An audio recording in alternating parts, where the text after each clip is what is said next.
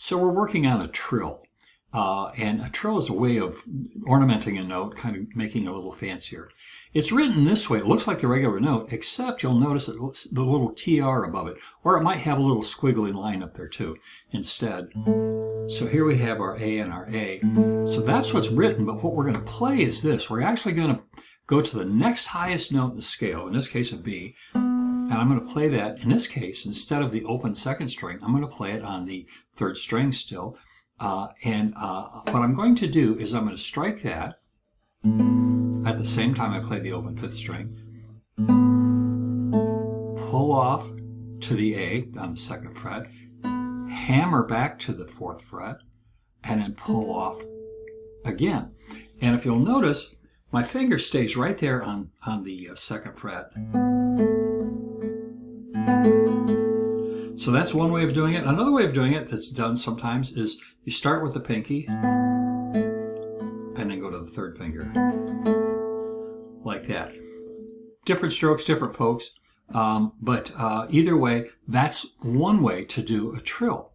The second way to do a trill is, we see it here, and what we're going to do is we're going to continue playing our string open. And we're going to do it with our right hand. So we're playing.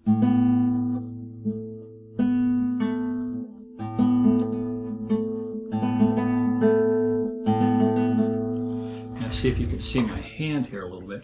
So it's almost like a picking pattern. The thumb and the ring finger, index finger, middle finger, thumb coming down. And when you speed it up,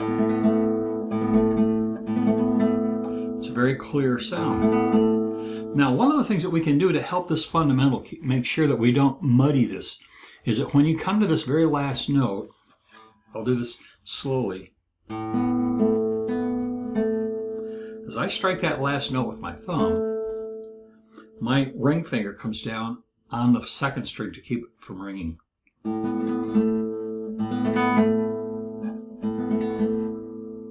Now, I remember learning this, and I thought, man, I'll never get this. But the reality was, I did. It took a while.